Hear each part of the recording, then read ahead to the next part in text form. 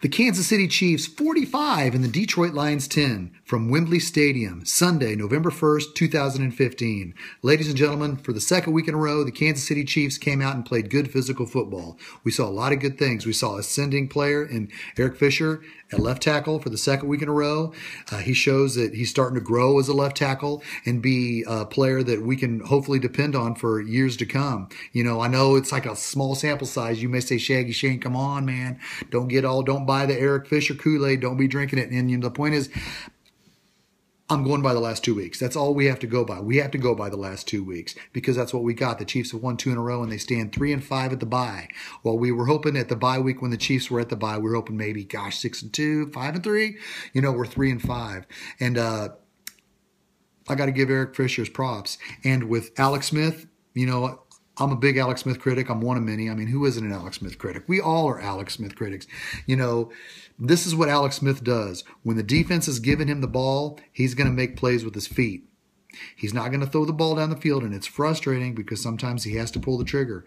We saw some plays. We saw the plays in the second half of the Lions and Chiefs game where Alex Smith made some great plays. And what was huge about the Lions and Chiefs game is during practice last week, Ben Grubbs, the Chiefs starting guard, went out with an injury. So what the Chiefs did is they took right tackle Jeff Allen and put him at left guard to fill in for Grubbs, and they moved Jaw Reed back to right tackle, and they look great. I hope we see that in 2 weeks when the Chiefs play Denver. You know, if they can keep gelling like that and the defense keeps playing well, then we're going to see things. We're going to see better play.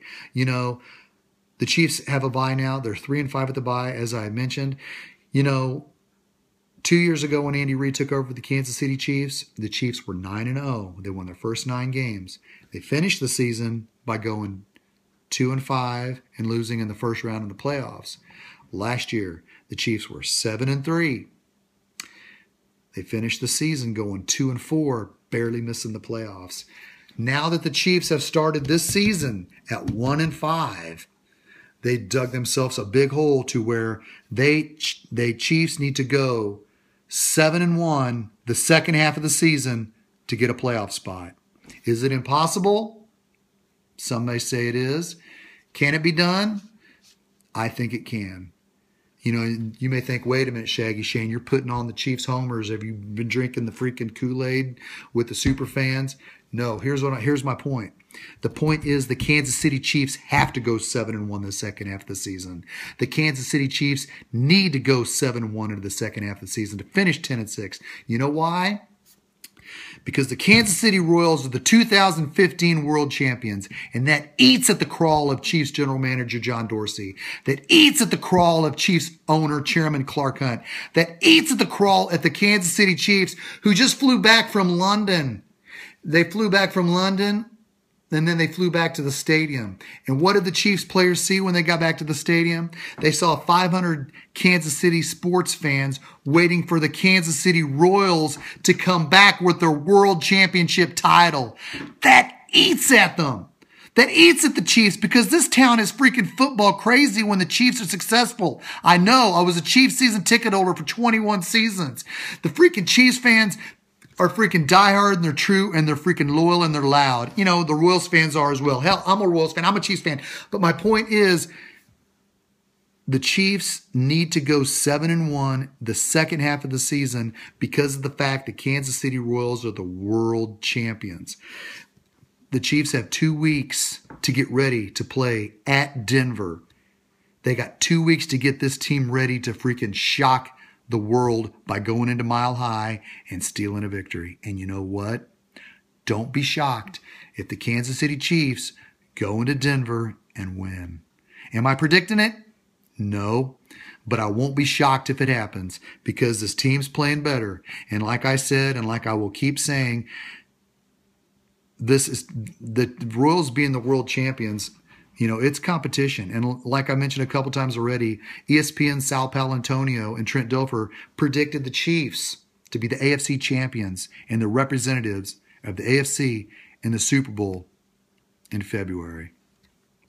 With that being said, the Kansas City Chiefs need to go 7-1 the second half of the season and get this party started in the playoffs.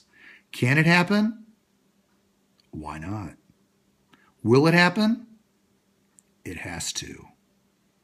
It has to. The Chiefs cannot miss the playoffs in the 2015 season and let the Royals party keep riding. Don't get me wrong. I'm going to be at the parade tomorrow. I'm going to be at the parade freaking in my royal blue, having the time of my freaking life. Are you kidding me? The Kansas City Royals are the freaking world champions. I'm partying my ass off tomorrow. With that being said, the Kansas City Chiefs cannot fold tent and just suck the second half of the season. They got 2 weeks to get ready to play at Denver. They need to reverse what they've had the last two seasons. Like I'd mentioned, we were 9-0 2 years ago, went 2-5, lost in the first round of the playoffs. We were 7-3 last year, went 2-4, barely missed the playoffs. This year, the Kansas City Chiefs have to go 7-1 the second half of the season and get this freaking party started in the playoffs. Again, I'm partying my ass off with the parade and the pep rally tomorrow. Chiefs, you need to go 7-1 the second half of the season, and it starts by kicking the Broncos' ass in 2 weeks. Yeah, Peyton, we're coming. We ain't scared. Broncos, you're next. You're on the schedule. We're coming your way. Chiefs, you don't want to be second fiddle in this town. You know it's time. Steal it in Denver. We believe. Go Chiefs.